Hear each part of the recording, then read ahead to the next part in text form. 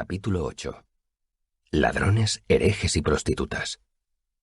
Si este relato tiene que ser una especie de libro de hechos, debemos empezar por el principio, aclarando quién soy en realidad. Para eso, debes recordar que antes que nada, fui miembro del Edena Rue. Contrariamente a la creencia popular, no todos los artistas itinerantes son del Rue. Mi troupe no era un lamentable grupo de actorzuelos folclóricos, de esos que cuentan chistes en las encrucijadas por unos peniques o que cantan para ganarse la cena. Nosotros éramos artistas de la corte, vasallos de Lord Greyfallow. Nuestra llegada a los pueblos era un acontecimiento mayor que las fiestas del solsticio de invierno y los juegos del solsticio de verano juntos. Nuestra caravana solía componerse de al menos 8 carromatos y de más de 2 docenas de artistas, actores y acróbatas, músicos y prestidigitadores, juglares y bufones. Ellos eran mi familia. Mi padre era mejor actor y mejor músico que cualquiera quien hayas visto jamás. Mi madre tenía un don natural para las palabras. Eran ambos atractivos. Tenían el cabello castaño oscuro y la risa fácil. Eran Rue hasta la médula, y en realidad eso es lo único que hace falta decir. Salvo quizá que mi madre fue noble antes de ser artista. Me contó que mi padre la engatusó con dulce música y dulces palabras para que abandonara un terrible y deprimente infierno. Yo deduje que se refería a los Tres Cruces, donde una vez fuimos a visitar a sus parientes cuando yo era muy pequeño. Una sola vez. Mis padres nunca se casaron. Con eso quiero decir que nunca se molestaron en hacer oficial su relación ante ninguna iglesia. Eso no me produce ningún tipo de bochorno. Ellos consideraban que estaban casados y que no había ninguna necesidad de anunciárselo a ningún gobierno ni a Dios. Yo lo respeto. La verdad es que parecían más satisfechos y fieles que muchas parejas oficialmente casadas que he conocido desde entonces. Nuestro mecenas era el barón Greyfallow. Ese nombre nos abría muchas puertas que normalmente les habrían estado cerradas a los Edena Rue. A cambio, nosotros llevábamos sus colores, el verde y el gris, y acreditábamos su buena reputación allá donde íbamos. Una vez al año, pasábamos 2 ciclos en su mansión, actuando para él y para el resto de los habitantes de la casa. Fue una infancia feliz. Puede decirse que crecí en medio de una función sin fin. Mi padre me leía los grandes monólogos en los largos trayectos en carromato de un pueblo a otro. Los recitaba de memoria, y su voz se oía desde más de medio kilómetro de distancia. Recuerdo que yo leía a medida que él recitaba, y que intervenía interpretando los papeles secundarios. Mi padre me animaba a atreverme con pasajes especialmente buenos, y así fue como aprendí a amar las buenas palabras. Mi madre y yo componíamos canciones. Otras veces mis padres representaban diálogos románticos mientras yo los seguía en los libros. Entonces parecían juegos. Yo no era consciente de la astucia con que mis padres me estaban educando. Era un niño curioso, preguntón y ávido de conocimiento. Mis maestros eran acróbatas y actores, y es asombroso que no cogiera manía a las lecciones, como les pasa a la mayoría de los niños. Los caminos eran más seguros que hoy en día, pero aún así había gente que viajaba con nuestra troupe porque de ese modo se sentía más segura. Esas personas complementaron mi educación. Adquirí conocimientos rudimentarios del derecho de la mancomunidad de un abogado itinerante demasiado borracho o demasiado pedante para darse cuenta de que le estaba dando sermones a un niño de 8 años. Aprendí los secretos del bosque de un cazador llamado Lacklith, que viajó con nosotros casi una estación entera. Aprendí las sórdidas maquinaciones de la corte real de Modec de una cortesana. Como solía decir mi padre, al pan pan y al vino vino, pero a una prostituta llámala siempre señora. La vida de las prostitutas es muy dura y no cuesta nada ser respetuoso con ellas. Hetera olía canela y a los 9 años yo la encontraba fascinante, aunque sin saber exactamente por qué. Ella me enseñó que no debía hacer nada en privado de lo que no quisiera que se hablara en público, y me advirtió del peligro de hablar en sueños.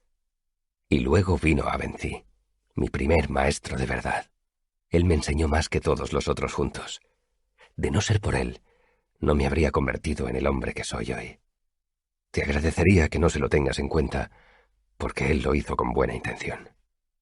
«Tendréis que marcharos de aquí», dijo el alcalde. «Acampad fuera del pueblo y nadie os molestará mientras no provoquéis peleas ni os llevéis nada que no sea vuestro». Le lanzó una mirada elocuente a mi padre. Y mañana os vais con viento fresco, nada de representaciones. No causan más que problemas. Tenemos licencia, protestó mi padre, sacando una hoja de pergamino doblada del bolsillo interior de la chaqueta. Es más, pagamos para actuar. El alcalde negó con la cabeza y ni se molestó en leer nuestro documento de mecenazgo. La gente se alborota, dijo vehemente. La última vez hubo una pelea de 1000 demonios durante la función. Demasiado alcohol y demasiada excitación. La gente arrancó las puertas de la taberna y destrozó las mesas. Ese local es municipal. El ayuntamiento tiene que hacerse cargo de las reparaciones. Nuestros carromatos ya habían empezado a despertar curiosidad. Trip estaba haciendo malabarismos. Marion y su esposa estaban montando un espectáculo de marionetas improvisado. Yo observaba a mi padre desde la parte de atrás de nuestro carromato. No es nuestra intención ofenderlos, ni ofender a su mecenas, prosiguió el alcalde. Pero el pueblo no puede permitirse otra noche como aquella. Como gesto de buena voluntad, estoy dispuesto a ofrecerles un cobre a cada uno. Pongamos 20 peniques, si siguen su camino y nos dejan tranquilos. Me gustaría aclarar que 20 peniques quizá fuera un buen pellizco para una troupe de pacotilla que viviera de forma precaria, pero para nosotros esa cifra era sencillamente insultante. El alcalde debería habernos ofrecido 40 peniques por actuar una sola noche. Además, debería habernos garantizado el uso de la taberna, una buena comida y camas en la posada. Las camas las habríamos rechazado educadamente, pues seguro que estaban llenas de piojos, y las de nuestros carromatos no. Si mi padre estaba sorprendido u ofendido, no se le notó. «¡Recoged!», gritó por encima del hombro. Trip se guardó las bolas de malabarista en varios bolsillos sin siquiera un floreo. Hubo un coro de decepción por parte de varias docenas de vecinos, cuando de repente las marionetas se quedaron quietas y regresaron a sus baúles. El alcalde, aliviado, sacó su bolsa de dinero y extrajo 2 peniques de plata. «Informaré al varón de su generosidad», dijo mi padre con circunspección cuando el alcalde le puso las monedas en la mano. El alcalde se quedó petrificado. «¿Al varón?» «Al barón Greyfallow». Mi padre hizo una pausa y buscó una muestra de reconocimiento en el rostro del alcalde. «El señor de las marismas orientales, de Udumbrán, junto al Tyren, y de los montes Wideconte». Mi padre miró de un extremo a otro del horizonte. «Porque todavía estamos en los montes Wideconte, ¿verdad?» «Sí», confirmó el alcalde, «pero el señor Semelán...» «Ah, estamos en el feudo de Semelán», exclamó mi padre mirando alrededor como si hasta entonces no se hubiera ubicado. «Un caballero delgado, con barbita». Se acarició la barbilla con los dedos. El alcalde asintió, perplejo. «Un tipo encantador, con una voz preciosa. Lo conocimos el año pasado, por las fiestas del solsticio de invierno, cuando estuvimos alojados en la mansión del barón». «Ah, claro». El alcalde hizo una pausa elocuente. «¿Me permite ver su licencia?» Vi cómo el alcalde leía el documento. Le llevó un buen rato, porque mi padre no se había molestado en mencionar la mayoría de los títulos del barón, tales como vizconde de Montrone y señor de Trelliston. La clave del asunto era la siguiente. Era verdad que Semelán controlaba aquel pequeño pueblo y todas las tierras circundantes, pero Semelán le debía fidelidad a Greyfallow. Más concretamente, Greyfallow era el capitán del barco, y Semelán fregaba la cubierta y le hacía el saludo. El alcalde dobló la hoja de pergamino y se la devolvió a mi padre. «Entiendo», dijo. Eso fue todo. Recuerdo que me quedé estupefacto al ver que el alcalde no se disculpaba ni le ofrecía más dinero a mi padre. Mi padre también hizo una pausa y luego continuó. «El pueblo está dentro de su jurisdicción, señor, pero nosotros actuaremos de todas formas, ya sea aquí o fuera de los límites del municipio. No pueden utilizar la taberna», dijo el alcalde con firmeza. «No quiero que vuelvan a destrozarla». «Podemos actuar aquí mismo», dijo mi padre señalando la plaza del mercado. «Hay espacio suficiente y así la gente no tendrá que salir de la ciudad». El alcalde vaciló. Yo no podía creerlo. A veces, cuando el local público de un pueblo era demasiado pequeño, actuábamos en la plaza. 2 de nuestros carromatos podían convertirse en escenario en caso de necesidad. Pero podía contar con los dedos de las manos las veces que en mis 11 años de vida nos habían obligado a actuar en la plaza, y nunca habíamos actuado fuera de los límites de un pueblo. Pero al final el alcalde cedió. Asintió y le hizo señas a mi padre para que se le acercara más. Salí con sigilo de la parte de atrás del carromato y me acerqué lo suficiente para oír el final de su conversación. «Gente temerosa de Dios por estos lares. Nada vulgar ni herético. Con la última troupe que pasó por aquí tuvimos graves problemas. Hubo 2 peleas, gente que perdió su colada, y una de las hijas de los Branston se quedó en estado. Me sentí ultrajado. Esperé a que mi padre le mostrara al alcalde su dominio de la ironía y que le explicara la diferencia entre los artistillos itinerantes y los Edena Rue. Nosotros no robábamos. No dejábamos que las cosas se descontrolaran tanto como para que una pandilla de borrachos destrozaran el local donde actuábamos. Sin embargo, mi padre se limitó a asentir y volver hacia nuestro carromato. Le hizo señas a Trip para que siguiera haciendo malabarismos. Volvieron a sacar las marionetas de los baúles. Mi padre rodeó el carromato y me vio de pie, medio escondido junto a los caballos.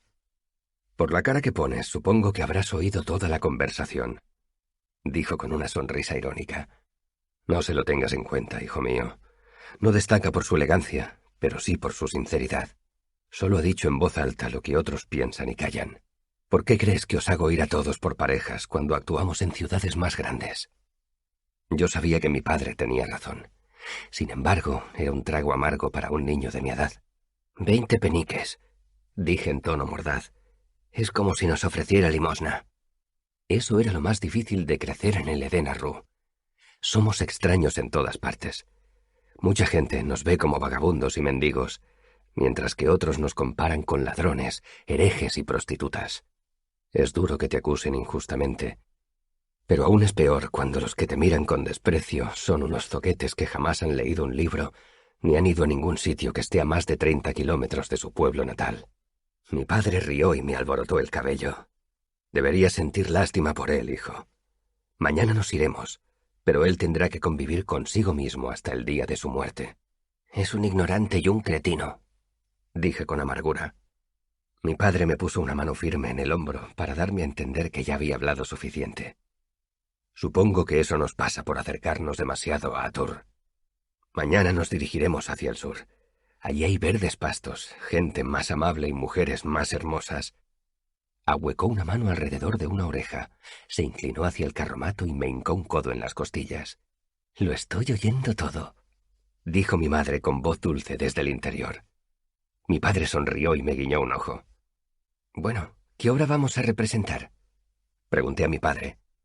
«Nada vulgar, por supuesto. La gente de por aquí es muy temerosa de Dios». Me miró. «¿Qué te gustaría?». Lo pensé largo rato. Yo representaría algo del ciclo Campo Luminoso, la Forja del Camino o algo por el estilo. Mi padre hizo una mueca.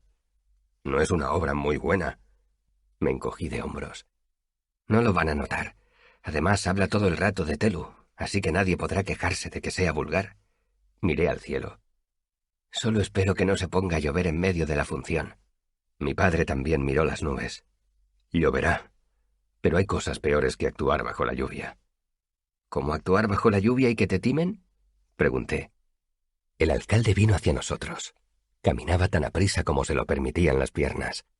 Tenía la frente perlada de sudor y resoplaba un poco, como si hubiera recorrido una larga distancia. «He estado hablando con unos miembros del ayuntamiento y hemos decidido que si lo preferís podéis utilizar la taberna». Empleando con maestría el lenguaje no verbal, mi padre dejó clarísimo que estaba ofendido, pero que era demasiado educado para manifestarlo. «De verdad que no quisiera causarle...». No es ninguna molestia. Es más, insisto». «Muy bien. Si insiste usted». El alcalde sonrió y se marchó apresuradamente. «Bueno, eso está un poco mejor», dijo mi padre dando un suspiro. «De momento no tendremos que apretarnos el cinturón». «Medio penique por cabeza. Eso es. Los que no tengan cabeza entran gratis». «Gracias, señor». Trip se ocupaba de la entrada y se aseguraba de que todo el mundo pagara para ver la obra. «Medio penique por cabeza. Aunque a juzgar por el rosado brillo de sus mejillas, señora, debería cobrarle por una cabeza y media. Pero eso no es asunto mío». Trip era el miembro de la troupe con más labia, y eso lo convertía en el candidato idóneo para la tarea de asegurarse de que nadie entrara sin pagar. Era imposible engatusarlo o acobardarlo. Con su variopinto traje de bufón verde y gris, Trip podía decir casi lo que quisiera y salir airoso. «Hola, mami. El pequeño no paga, pero si se pone a llorar será mejor que le des el pecho o te lo lleves afuera». Trip no callaba ni un momento.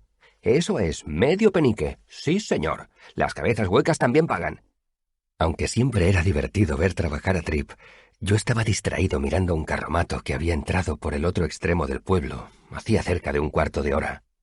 El alcalde había discutido con el anciano que lo conducía y se había marchado como un vendaval. Vi que el alcalde volvía al carromato acompañado de un individuo alto y provisto de un largo garrote. Si no me equivocaba, debía de ser el alguacil. Me venció la curiosidad y me dirigí hacia el carromato procurando que no me vieran. El alcalde y el anciano volvían a discutir cuando me acerqué lo suficiente para oírlos. El alguacil estaba a escasa distancia, con cara de irritación y nerviosismo. «¿Dicho que no tengo licencia? No necesito licencia. ¿Los vendedores ambulantes necesitan licencia? ¿Los caldereros necesitan licencia?» «Usted no es calderero», argumentó el alcalde. «No intente hacerse pasar por lo que no es». «No intento hacerme pasar por nada», le espetó el anciano. «Soy calderero y vendedor ambulante, y más que eso, soy arcanista, pedazo de idiota». «Con más razón», dijo el alcalde obstinado. «Por aquí somos temerosos de Dios. No queremos saber nada de gente que tontea con cosas oscuras que es mejor dejar en paz. Los de su clase solo causan problemas». «¿Los de mi clase?», repitió el anciano. «¿Qué sabe usted de los de mi clase? Seguramente hace 50 años que no pasa ningún arcanista por aquí. Y nos gusta que sea así. Dé media vuelta y márchese por donde ha venido». «¡Y un cuerno! No pienso pasar la noche bajo la lluvia por culpa de un cazurro como usted», dijo el anciano muy acalorado. «No necesito su permiso para alquilar una habitación ni para hacer negocios en la calle.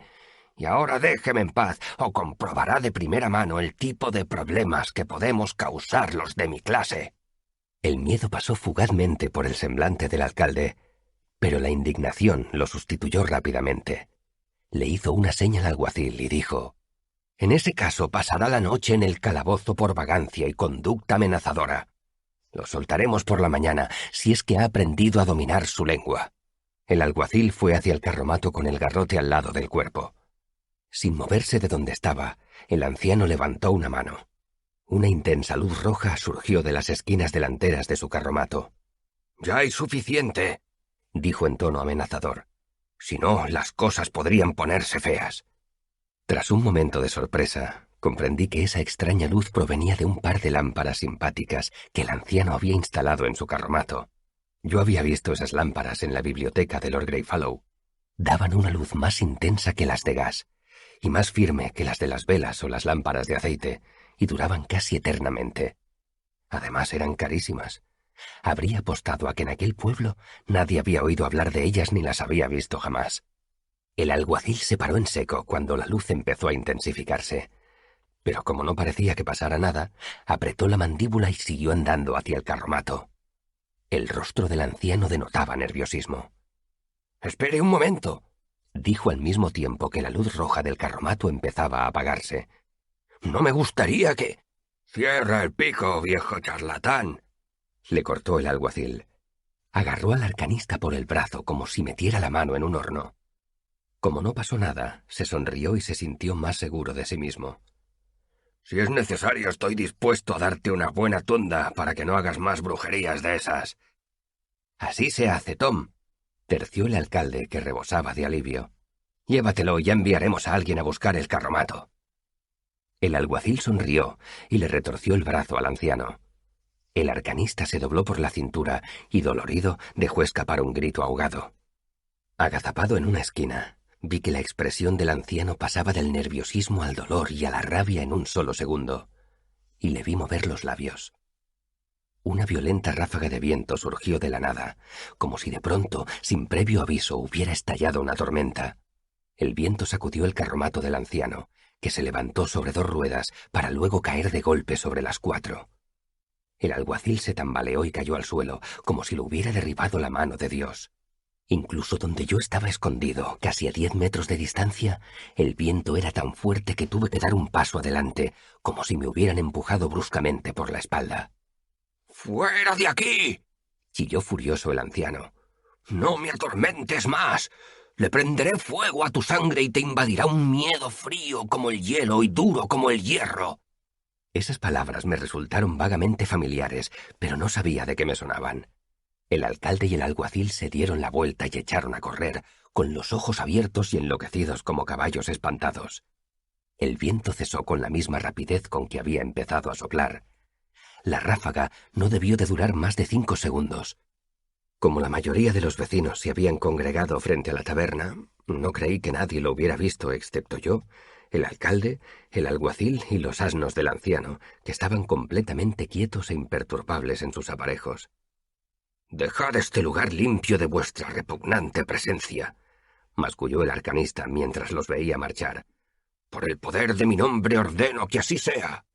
Entonces comprendí por qué sus palabras me resultaban tan familiares. El anciano estaba recitando unos versos de la escena del exorcismo de Deónica. Poca gente conocía esa obra. El anciano se volvió hacia su carromato y empezó a improvisar. «Os convertiré en mantequilla en un día de verano. Os convertiré en poetas con alma de sacerdotes. Os llenaré de crema de limón y os arrojaré por una ventana». Escupió en el suelo. «¡Cabrones!». Se le fue pasando el enfado y dio un hondo y cansado suspiro. «Bueno, podría haber sido mucho peor», murmuró mientras se frotaba el hombro del brazo que el alguacil le había retorcido. «¿Creéis que volverán con una turba detrás?». Al principio pensé que el anciano me lo decía a mí, pero entonces me percaté de que estaba hablando con sus asnos. «Yo tampoco», les dijo, «pero ya me he equivocado otras veces. Quedémonos cerca de los límites del pueblo y echémosle un vistazo a la avena que nos queda, ¿de acuerdo?». Subió al carromato por la parte de atrás y reapareció un momento más tarde con un gran cubo y un saco de arpillera casi vacío. Vació el saco en el cubo y el resultado pareció desanimarlo. Separó un puñado de avena para él antes de acercarles el cubo a los asnos con el pie. «No me miréis así», les dijo. «Las raciones son escasas para todos. Además, vosotros podéis pastar». Acarició a uno de los animales mientras se comía su puñado de avena, parando de vez en cuando para escupir una cáscara. Ver a aquel anciano tan solo en el camino, sin nadie con quien hablar sino sus asnos, me produjo una honda tristeza. La vida también era dura para los Sedenarru, pero al menos nosotros siempre teníamos compañía. Aquel hombre, en cambio, no tenía a nadie. «Nos hemos alejado demasiado de la civilización, chicos. Los que me necesitan no confían en mí, y los que confían en mí no pueden pagarme». El anciano miró en el interior de su bolsa de dinero, con los ojos entrecerrados. «Tenemos un penique y medio, de modo que nuestras opciones son limitadas. ¿Qué queremos? ¿Mojarnos esta noche o pasar hambre mañana? No vamos a trabajar, así que seguramente será o una cosa o la otra». Asomé la cabeza hasta alcanzar a ver lo que estaba escrito en el costado del carromato del anciano. Avency, arcanista sublime. Escribano, zahorí, boticario, dentista. Artículos insólitos. Curo todo tipo de dolencias. Encuentro objetos perdidos. Reparo de todo. Horóscopos no. Filtros de amor no. Felonías no. Avency me vio en cuanto asomé la cabeza desde mi escondite. «Hola, ¿puedo ayudarte en algo? ¿Puedo comprarle algo con un penique?» El anciano parecía debatirse entre la curiosidad y el regocijo. «¿Qué necesitas?» «Un poco de lacilium». Habíamos representado Fari en el Rubio una docena de veces en el último mes, y mi joven imaginación se había llenado de intrigas y asesinatos. «¿Temes que te envenenen?», inquirió él con cierto asombro. «No, no es eso, pero me parece que si esperas hasta el momento en que sabes que necesitas un antídoto, seguramente ya es demasiado tarde para buscarlo». «Creo que puedo venderte un penique de lacilium», dijo. «Equivaldrá a una dosis para una persona de tu tamaño. Pero es un producto peligroso. Solo cura ciertos venenos. Si lo tomas equivocadamente puede hacerte daño». «Ahí va», dije. «Eso no lo sabía. En la obra lo ofrecían como panacea infalible». Avency se dio unos golpecitos en los labios con un dedo, pensativo. «Mientras tanto, ¿puedes contestarme una pregunta?» Asentí. «¿De quién es esa troupe?» «Mía, en cierto modo», respondí. Pero por otra parte es de mi padre, porque él dirige el espectáculo y señala el camino por donde tienen que ir los carromatos. Pero también es del barón Greyfallow, porque él es nuestro mecenas. Somos vasallos de Lord Greyfallow. El anciano me miró risueño. He oído hablar de vosotros. Sois una buena troupe, con muy buena reputación. Asentí, pues me pareció absurdo aparentar modestia. ¿Crees que a tu padre podría interesarle un poco de ayuda?, me preguntó. No soy un gran actor, pero podría serle útil. Podría prepararos maquillaje y carmín sin plomo, mercurio ni arsénico. También sé hacer luces, rápidas, limpias y brillantes, de diferentes colores, si queréis. No tuve que pensármelo mucho. Las velas eran caras y vulnerables a las corrientes de aire, y las antorchas eran sucias y peligrosas. Y todos los miembros de la troupe aprendían los peligros de los cosméticos a edad muy temprana. Resultaba difícil convertirse en un artista anciano y experimentado si cada 3 días te pintabas con veneno y acababas loco de atar antes de haber cumplido 25 años. Quizá me esté precipitando, dije tendiéndole una mano para que me la estrechara, pero permítame ser el primero en darle la bienvenida a la troupe. Si esto tiene que ser un relato completo y sincero de mi vida y de mis actos, creo que debería mencionar que los motivos que me llevaron a invitar a Ben a entrar en nuestra troupe no eran del todo altruistas. Es cierto que los cosméticos y las luces de calidad eran cosas de las que la troupe podía beneficiarse. También es cierto que había sentido lástima por aquel anciano al imaginármelo tan solo por aquellos caminos. Pero sobre todo, sentía curiosidad. Había visto a Avency hacer algo que yo no podía explicar, algo extraño y maravilloso. No me refiero a lo de las lámparas simpáticas. Sabía muy bien que eso solo era teatro. Un truco para impresionar a los pueblerinos ignorantes. Pero lo que había hecho después era diferente. Había llamado al viento, y el viento había acudido. Eso era magia. Magia de la de verdad. La clase de magia de la que yo había oído hablar en las historias sobre Taborlin el Grande. La clase de magia en que no creía desde que tenía 6 años. Ya no sabía qué creer. Así que lo invité a unirse a nuestra troupe, con la esperanza de encontrar respuestas a mis preguntas. Aunque entonces no lo sabía. Yo estaba buscando el nombre del viento. Capítulo 9. En el carromato de Ben. Avency fue el primer arcanista que conocí, una figura extraña y emocionante para un niño tan pequeño como yo. Dominaba todas las ciencias: botánica, astronomía, psicología, anatomía, alquimia, geología, química. Era corpulento, con unos ojos chispeantes que no paraban de moverse en todas direcciones. Tenía una franja horizontal de pelo gris oscuro en la parte de atrás de la cabeza, pero, y eso es lo que mejor recuerdo de él, no tenía cejas. O mejor dicho, las tenía, pero en un estado perpetuo de renacimiento, porque se las quemaba continuamente durante sus experimentos de alquimia. Esa peculiaridad le daba un aire de sorpresa y burla. Hablaba con dulzura, reía a menudo y nunca ejercitaba su ingenio a costa de los demás. Maldecía como un marinero borracho con una pierna rota, pero solo a sus asnos. Los animales se llamaban Alfa y Beta, y Avency les daba zanahorias y terrones de azúcar cuando creía que nadie lo veía. La química era su disciplina favorita, y mi padre aseguraba que jamás había conocido a nadie que manejara mejor el alambique. Cuando Avency solo llevaba un par de días en la troupe, yo ya tenía por costumbre viajar en su carromato. Le hacía preguntas y él me las contestaba. Luego él me pedía que le cantara canciones, y yo las tocaba con un laúd que había tomado prestado del carromato de mi padre. De vez en cuando incluso cantaba. Tenía una potente voz de tenor, y siempre desafinaba, buscando las notas donde no correspondía. Casi siempre que pasaba eso, paraba y se reía de sí mismo. Era un buen hombre, y nada engreído. Un día, poco después de conocerlo, le pregunté a Avency qué se sentía cuando se era un arcanista. Me miró atentamente. «¿Conoces algún arcanista?», preguntó. «Una vez pagamos a uno que encontramos en el camino para que nos arreglara un eje roto». Hice una pausa para pensar. Se dirigía al interior con una caravana de pescado. Avency hizo un ademán de desdén. «No, no, chico.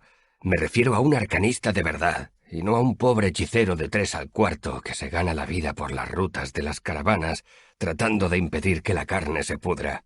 «¿Qué diferencia hay?», pregunté, intuyendo que eso era lo que se esperaba de mí. «Bueno», repuso él, «me llevaría tiempo explicártelo». «Tengo todo el tiempo del mundo», Avency me miró como evaluándome. Yo estaba esperando esa mirada. Era la clase de mirada que decía: hablas como si fueras mayor de lo que aparentas. Confiaba en que lo asumiera deprisa. Resulta tedioso que te hablen como si fueras un niño, aunque lo seas. Avency respiró hondo. El que uno sepa hacer un par de trucos no significa que sea un arcanista. Hay gente que sabe arreglar un hueso roto o leer víntico éldico. Quizá hasta practiquen un poco de simpatía, pero... ¿Simpatía? Le interrumpí con todo el respeto de que fui capaz. Supongo que tú lo llamas magia, dijo Avency de mala gana. Pero en realidad no lo es. Se encogió de hombros y continuó. Pero aunque practiques la simpatía, eso no te convierte en arcanista. Un verdadero arcanista es el que ha estudiado el arcano en la universidad. Cuando mencionó el arcano, se me ocurrieron una docena de preguntas más. Quizá pienses que no son muchas, pero si las añades a las 50 preguntas que yo llevaba conmigo a todas partes, comprenderás que estaba a punto de explotar. Hice un gran esfuerzo para permanecer callado, porque quería que Avency continuara él solo. Avency, sin embargo, se percató de mi reacción. «Veo que has oído hablar del arcano, ¿no?» Parecía hacerle gracia. «A ver, explícame lo que te han contado».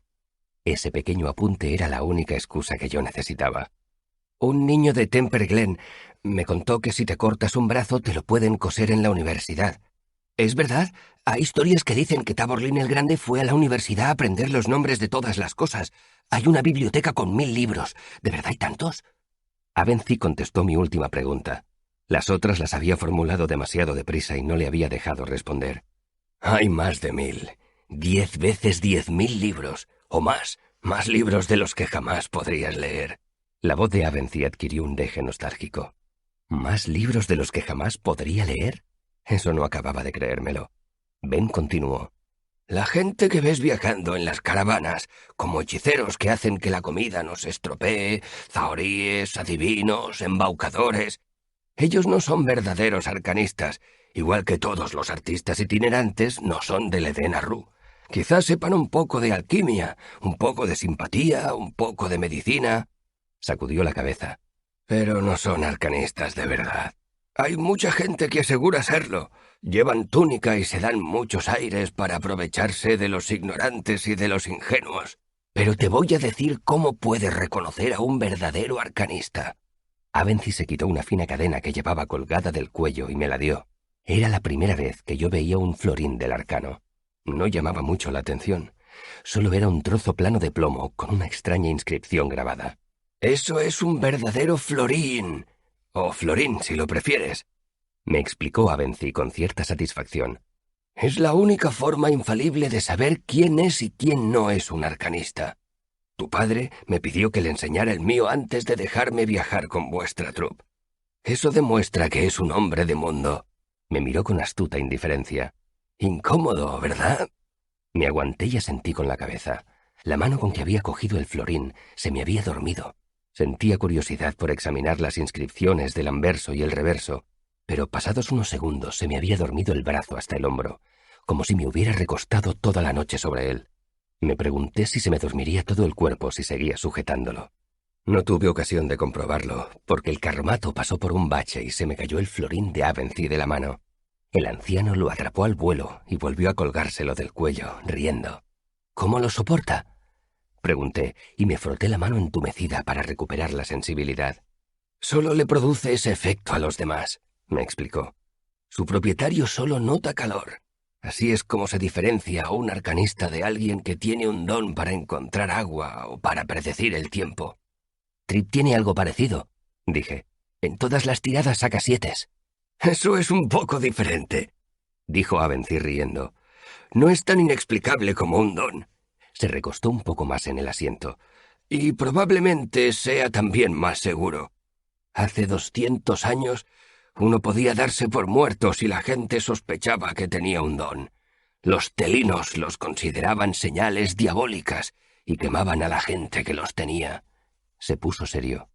«Nosotros hemos tenido que sacar a Trip de la cárcel un par de veces», dije tratando de aligerar el tono de la conversación, «pero nadie ha intentado nunca quemarlo». Avency esbozó una sonrisa cansada. «Sospecho que Trip tiene un par de dados muy especiales, o una habilidad muy especial que seguramente exhibe también cuando juega cartas. Te agradezco mucho tu oportuno comentario, pero un don es algo completamente distinto. No soporto que me traten con condescendencia. Trip no haría trampas ni para salvar el cuello, dije con más aspereza de la que pretendía. Y todos los miembros de la troupe saben distinguir unos dados buenos de unos dados amañados. Trip saca 7. No importa qué dados use, siempre saca 7. Si hace una apuesta con alguien, saca 7. Si tropieza con una mesa sobre la que hay unos dados, marcan un 7. Avency asintió. Te pido disculpas. Eso sí parece un don. Me gustaría verlo. Asentí. Coja sus propios dados. Hace años que no le dejamos jugar. Entonces se me ocurrió una cosa. Quizá ya no funcione. Avency se encogió de hombros. Los dones no desaparecen así como así.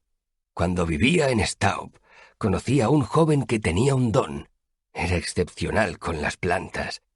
La sonrisa de Avency se esfumó mientras el anciano contemplaba algo que yo no podía ver. Sus tomates estaban rojos cuando las tomateras de todos los demás todavía estaban creciendo. Sus calabazas eran más grandes y más dulces. Sus uvas, nada más prensarlas y embotellarlas, enseguida se convertían en vino. Se quedó callado con la mirada perdida. ¿Lo quemaron? Pregunté con la morbosa curiosidad propia de los jóvenes. ¿Qué?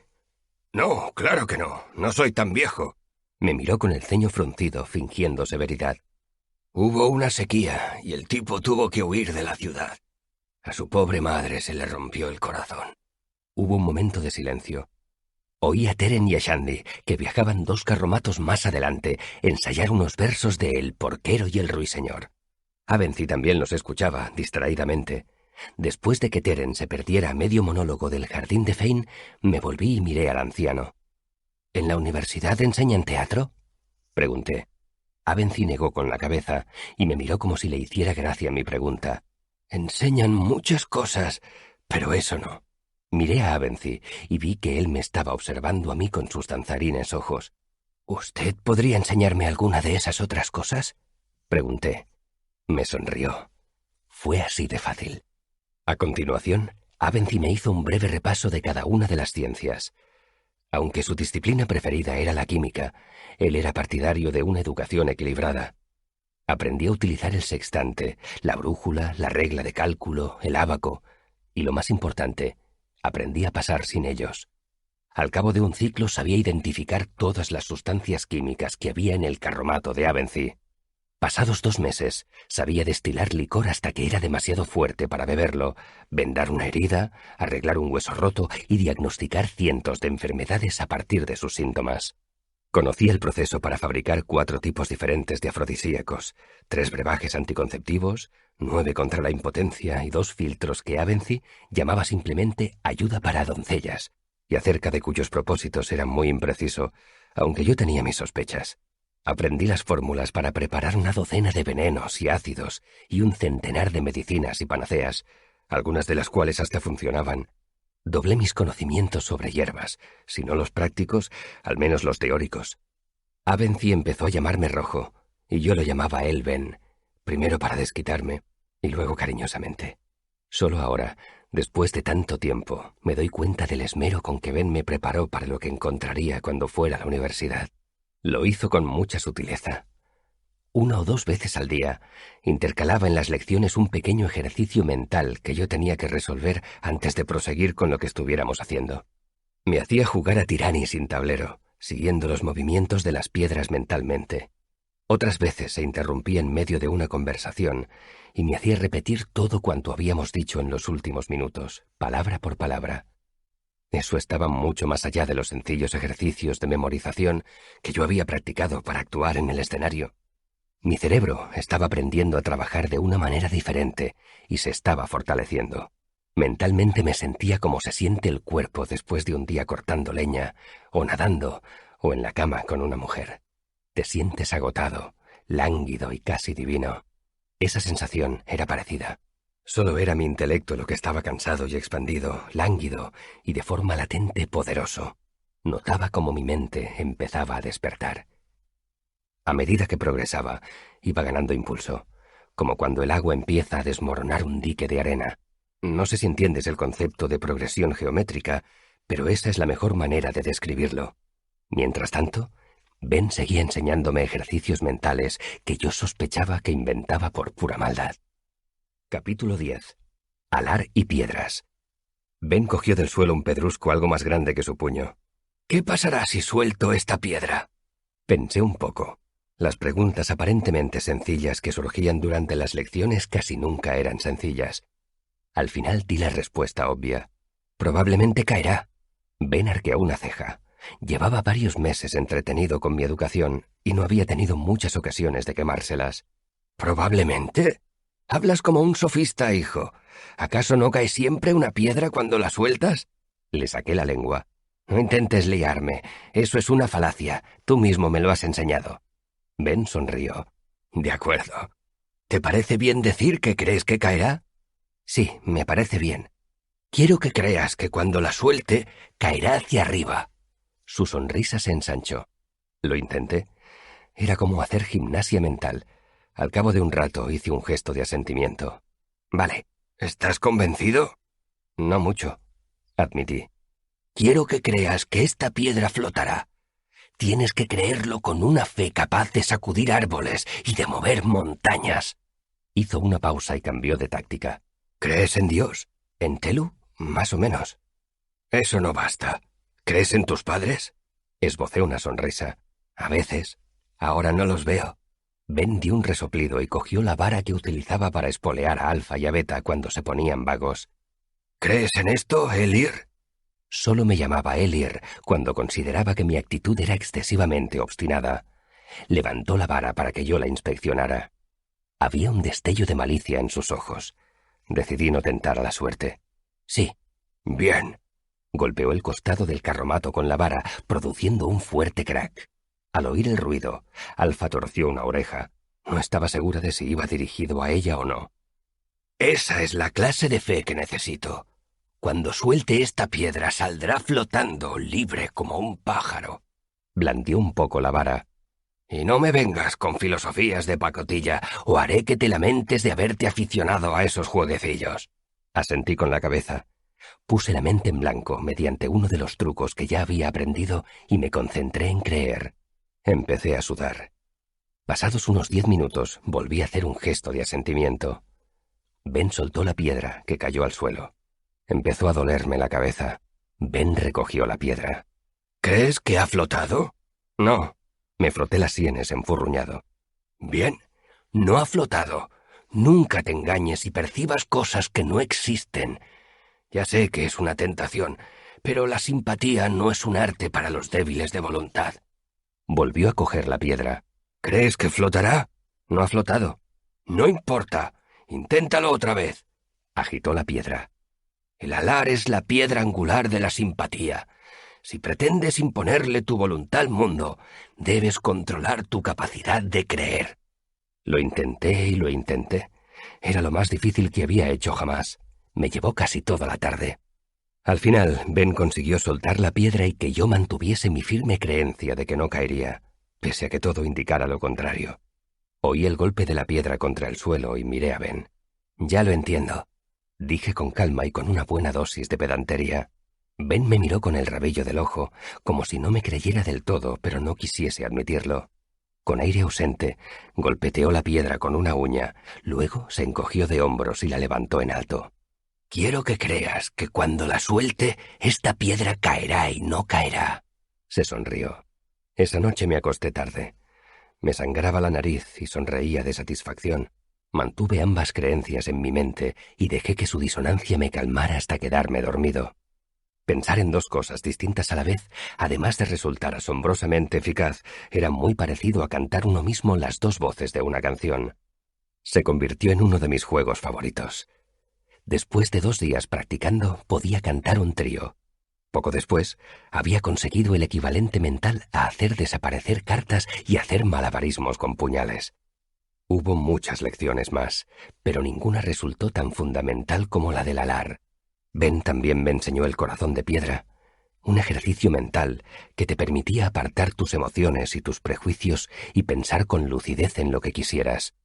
Ben aseguraba que un hombre que dominara de verdad el corazón de piedra podía ir al funeral de su hermana sin derramar ni una sola lágrima. También me enseñó un juego llamado Buscar la Piedra. El juego consistía en hacer que una parte de tu mente escondiera una piedra imaginaria en una habitación imaginaria. Luego, otra parte de tu mente tenía que encontrarla. En la práctica, mediante esa técnica se desarrolla un valioso control mental. Si aprendes a jugar a buscar la piedra, consigues un alar duro como el hierro, que es lo que necesitas para practicar la simpatía. Sin embargo, aunque pensar en dos cosas a la vez resulta enormemente útil, el entrenamiento que se precisa para dominar esa habilidad es cuando menos frustrante y a veces muy perturbador. Recuerdo una ocasión en que busqué la piedra durante casi una hora antes de consentir en preguntarle a la otra mitad de mí dónde la había escondido. Pues bien, resulta que no había escondido la piedra. Solo quería saber cuánto rato buscaría antes de rendirme. ¿Alguna vez has estado a la vez enfadado y contento contigo mismo? Es un sentimiento interesante, por no decir más. En otra ocasión pedí pistas y acabé burlándome de mí mismo. No es de extrañar que muchos arcanistas sean un poco excéntricos, por no decir que están absolutamente chalados. Como había dicho Ben, la simpatía no es para los débiles de voluntad. Capítulo 11. El vínculo de hierro. Estaba sentado en la parte de atrás del carromato de Avency. Era un lugar maravilloso para mi tierna mente, con centenares de botellas y paquetes, impregnado de un millar de olores. Por lo general, lo encontraba más divertido que el carro de un calderero. Sin embargo, ese día estaba muy desanimado. La noche anterior había llovido mucho y el camino se había convertido en un lodazal. Como la troupe no tenía ningún programa determinado, habíamos decidido esperar un par de días y dejar que los caminos se secaran. Era algo que ocurría con frecuencia, y Ben aprovechó esa pausa en el camino para darle un empujón a mi educación. Así que estaba sentado ante la mesa de madera de la parte de atrás del carromato de Ben, enfurruñado ante la perspectiva de pasarme todo el día oyéndole darme lecciones sobre cosas que yo ya entendía. Mis pensamientos debían de reflejarse en mi cara, porque Avency suspiró y se sentó a mi lado. «No es exactamente lo que esperabas, ¿verdad?». Me relajé un poco, porque sabía que ese tono significaba un aplazamiento temporal de la lección. Ben cogió un puñado de drabines de hierro que había sobre la mesa y los juntó con cuidado. Entonces me miró. «¿Sabrías hacer malabarismos con todos a la vez? ¿Y con 5 pelotas? ¿Y con cuchillos?». Me ruboricé un poco. Recordé que al principio Trip ni siquiera me dejaba probar con 3 pelotas a la vez. Me hacía practicar con 2, y se me habían caído un par de veces. Se lo dije a Ben. «Muy bien», repuso él. «Cuando aprendas este truco podremos pasar a otro». Pensé que iba a levantarse para continuar con la lección, pero no lo hizo. Me mostró el puñado de drabines de hierro. «¿Qué sabes de estos objetos?». Los hizo sonar en la mano. «¿En qué sentido?», pregunté. «¿Físicamente, químicamente, históricamente?». «Históricamente». Ben sonrió. «Sorpréndeme con tus conocimientos de nimiedades históricas, Elir». En una ocasión le había preguntado qué significaba Elir, y Ben me había contestado que significaba el sabio, pero por la forma en que había torcido la boca al decirlo yo tenía mis dudas. «Hace mucho tiempo el pueblo que...». «¿Cuánto tiempo?». Fruncí el ceño y lo miré con acritud. «Unos 2000 años. Los pueblos nómadas que deambulaban por las estribaciones de los montes Shalda se reunieron bajo el mando de un jefe». «¿Cómo se llamaba?». «Heldred. Sus hijos se llamaban Heldim y Heldar». «¿Quieres que te recite todo el linaje o puedo ir al grano?», pregunté mirándolo a los ojos. «Discúlpeme, señor». Ben se enderezó en el asiento y adoptó una expresión de embeleso que nos hizo sonreír a ambos. Proseguí. «Heldred acabó controlando las estribaciones que rodean los montes Shalda. Eso significaba que controlaba también las montañas. Empezaron a cultivar la tierra. Abandonaron su estilo de vida nómada y poco a poco empezaron a...». «¿Eso es ir al grano?», preguntó Avency. Tiró los drabines en la mesa, delante de mí. Lo ignoré lo mejor que pude. «Controlaban la única fuente de metal abundante y fácilmente accesible en muchos kilómetros a la redonda, y pronto se convirtieron también en los trabajadores más diestros de esos metales. Explotaron esa ventaja y obtuvieron gran cantidad de riqueza y poder. Hasta ese momento, el trueque era el sistema más habitual de comercio. Había ciudades más grandes que acuñaban su propia moneda, pero fuera de esas ciudades el dinero solo valía el peso del metal. Las barras de metal eran mejores para el trueque, pero resultaba incómodo transportarlas. Ben me miró con su mejor cara de alumno aburrido. El efecto solo quedó ligeramente inhibido por el hecho de que un par de días atrás había vuelto a quemarse las cejas. «No irás a entrar en los méritos de la moneda figurativa, ¿verdad?». Inspiré hondo y me propuse no chinchar tanto a Ben durante las lecciones. Los hasta entonces nómadas, que en aquellos tiempos ya recibían el nombre de ceáldimos, fueron los primeros en establecer una moneda estandarizada. Si cortas una de esas barras pequeñas en 5 partes, obtienes 5 drabines.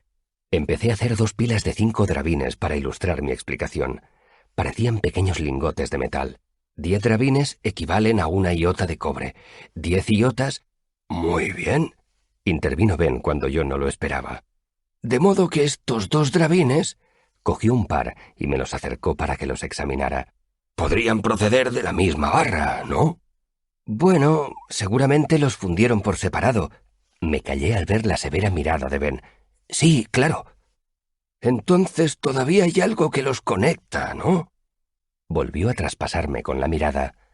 Yo no estaba de acuerdo, pero sabía que no era el momento adecuado para interrumpir. «Sí». Ben dejó los 2 drabines en la mesa. «Así pues, cuando mueves uno, el otro también debería moverse, ¿no?». En aras del argumento le di la razón, y luego alargué la mano para mover uno.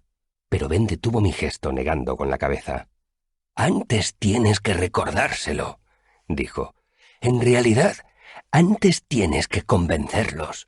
Cogió un cuenco y lentamente vertió en él una gota de resina de pino. Mojó uno de los drabines en la resina y lo juntó con el otro.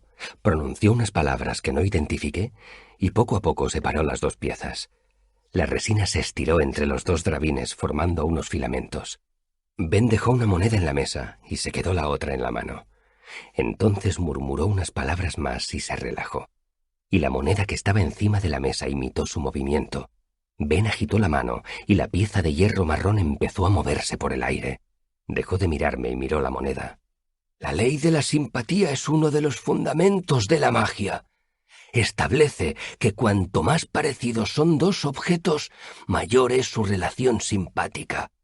Cuanto mayor es la relación, más fácilmente se influencian uno a otro. Tu definición es circular». Dejó la moneda en la mesa. La máscara de profesor de Ben dio paso a una sonrisa, mientras el arcanista intentaba, sin mucho éxito, limpiarse la resina de las manos con un trapo. Caviló un rato y dijo: «No parece muy útil, ¿verdad?». Asentí, pero indeciso. Las preguntas con trampa eran muy comunes cuando estábamos estudiando. «¿Preferirías aprender a llamar al viento?». Sus ojos danzaron sobre mi rostro. Murmuró una palabra, y el techo de lona del carromato se agitó alrededor de nosotros. Noté como una sonrisa lobuna se apoderaba de mi cara. «Lo siento, Elir». La sonrisa de Ben también era lobuna, casi salvaje. «Antes de aprender a escribir, tienes que aprender el alfabeto. Antes de aprender a tocar y a cantar, tienes que aprender los acordes». Sacó una hoja de papel y anotó un par de palabras en ella. «El truco consiste en fijar el alar con firmeza en tu mente.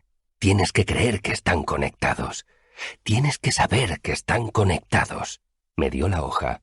«Aquí tienes la transcripción fonética. Se llama vínculo simpático del movimiento paralelo. Practica». Viejo, entrecano y sin cejas, cada vez se parecía más a un lobo. Fue a lavarse las manos. Vacié mi mente mediante el corazón de piedra. Al cabo de unos instantes me sentí flotar en un mar de desapasionada calma. Enganché las 2 monedas de metal con resina de pino. Fijé el alar en mi mente y me concentré en la inquebrantable creencia de que aquellos 2 drabines estaban conectados. Pronuncié las palabras, separé las monedas, dije la última palabra y esperé. No sentí ninguna oleada de poder. No sentí frío ni calor. No descendió sobre mí ningún rayo de luz. Estaba muy decepcionado.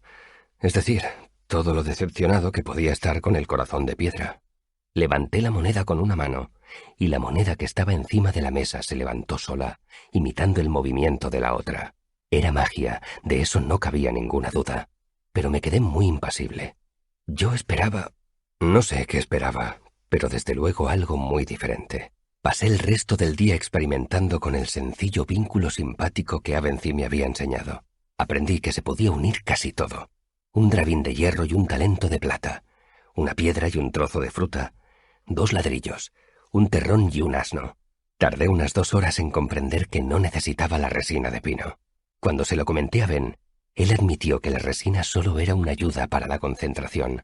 Creo que le sorprendió que lo hubiera averiguado por mis propios medios. Déjame resumir de manera breve el concepto de simpatía, dado que seguramente tú nunca necesitarás tener más que una vaga comprensión de cómo funcionan esas cosas. En primer lugar, la energía no puede crearse ni destruirse. Cuando levantas un drabín y el otro se levanta él solo de la mesa, el que tienes en la mano pesa como si los estuvieras levantando los dos, porque en realidad lo estás haciendo. Eso en teoría. En la práctica, notas como si estuvieras levantando 3 drabines. Ningún vínculo simpático es perfecto. Cuanto más diferentes son los objetos, más energía se pierde en el proceso. Imagina un acueducto que pierde agua y que conduce a una noria. Un buen vínculo simpático tiene muy pocas pérdidas y aprovecha la mayor parte de la energía. Un mal vínculo está lleno de agujeros. Solo una pequeña parte del esfuerzo que pones en ello va hacia lo que tú quieres hacer. Intenté, por ejemplo, unir un trozo de tiza y una botella de cristal llena de agua. Había muy poca similitud entre los dos objetos, así que aunque la botella de agua pesara 1 kilo, cuando intenté levantar la tiza, me pareció que pesaba 25. El mejor vínculo que encontré fue el de una rama que había partido por la mitad. Cuando hube comprendido ese ejercicio de simpatía, Ben me enseñó otros. Docenas de vínculos simpáticos, un centenar de pequeños trucos para canalizar la fuerza. Cada uno de ellos era una palabra diferente del vasto vocabulario que yo estaba empezando a conocer. Muchas veces era tedioso. No te lo cuento con más detalles para no aburrirte. Ben seguía dándome lecciones de otras disciplinas, historia, aritmética y química. Sin embargo, lo que más me interesaba era la simpatía. Ben compartía sus secretos con moderación y me hacía demostrarle que dominaba uno antes de pasar al siguiente. Pero por lo visto yo tenía un don, más allá de mi afición natural a absorber conocimientos, de modo que nunca tenía que esperar demasiado. No estoy diciendo que el camino siempre fuera llano. La misma curiosidad que me convertía en un alumno tan entusiasta me causaba problemas con cierta regularidad. Una noche, cuando encendía el fuego para cocinar de mis padres, mi madre me sorprendió cantando una canción que había aprendido el día anterior.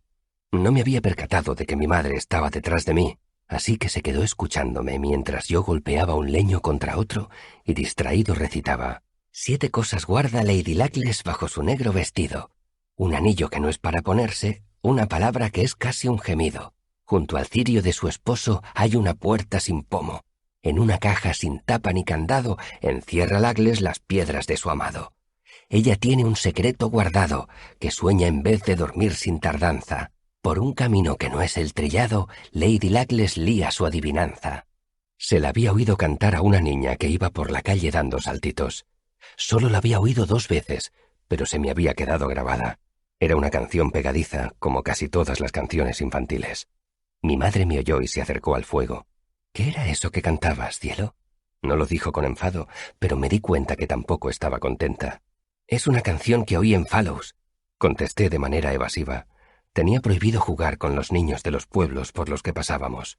La desconfianza se convierte rápidamente en aversión, subrayaba mi padre a los nuevos miembros de la troupe. Así que cuando estemos en un pueblo manteneos juntos y sed educados. Puse unos troncos más gruesos en el fuego y dejé que las llamas los acariciaran. Mi madre se quedó un rato callada, y cuando yo ya empezaba a pensar que no seguiría insistiendo, me dijo: «No me gusta esa canción. ¿Te has parado a pensar en su significado?» La verdad era que no. Parecía un poemilla sin sentido, pero cuando la repetí mentalmente, caí en la cuenta de que encerraba claras alusiones sexuales. No lo había pensado. Su expresión se suavizó un tanto y se agachó para acariciarme el cabello. «Piensa siempre en lo que cantas, cariño». Por lo visto me había librado, pero no pude evitar preguntar: ¿qué diferencia hay con algunos pasajes de Después de tan larga espera? Es como cuando Fane le pregunta a Lady Perial por su sombrero. Tantos hombres me han hablado de él que quería verlo con mis propios ojos y probármelo. Es evidente a qué se refiere. Vi cómo mi madre componía una expresión firme, ni enfadada ni contenta. Entonces cambió algo en su cara. «Dime tú dónde está la diferencia», dijo. Yo detestaba las preguntas con trampa. La diferencia era obvia. Una me metería en un lío y la otra no. Esperé un poco para demostrar que había reflexionado lo suficiente sobre el asunto y luego sacudí la cabeza. Mi madre se arrodilló ante el fuego y se calentó las manos. «La diferencia es... Ve a buscar el trébede, ¿quieres?». Me dio un empujoncito. Me levanté y fui a la parte de atrás del carromato mientras ella continuaba. «La diferencia consiste en decirle algo a una persona y decir algo sobre una persona. Lo primero puede ser una grosería, pero lo segundo es siempre un chisme». Le llevé el trébede y la ayudé a montarlo sobre el fuego. Además, Lady Berial solo es un personaje ficticio. En cambio, Lady Luckless es una persona real, con sentimientos que pueden resultar heridos. Levantó la cabeza y me miró. «No lo sabía», argumenté poniendo cara de culpabilidad. Debí de lograr una expresión digna de lástima, porque mi madre me abrazó y me dio un beso. «No es nada grave, tesoro, pero recuerda que tienes que pensar siempre lo que estás haciendo». Me pasó una mano por la cabeza y sonrió radiante como el sol. «Creo que podrías reconciliarte conmigo y con Lady Luckless si encontraras unas sortijas para la cena de esta noche». Cualquier pretexto para eludir un juicio y jugar un rato en la maraña de arbustos que había junto al camino me parecía bueno. Me marché casi antes de que mi madre hubiera terminado la frase. También debería aclarar que gran parte del tiempo que pasaba con Ben lo sacaba de mi tiempo libre. Yo seguía teniendo mis obligaciones en la troupe. Interpretaba el papel del joven paje siempre que era necesario. Ayudaba a pintar los decorados y a coser los trajes. Por la noche, almohazaba los caballos y cuando había que imitar truenos, agitaba una plancha de hojalata detrás del escenario. Pero no me importaba ocupar así mi tiempo libre.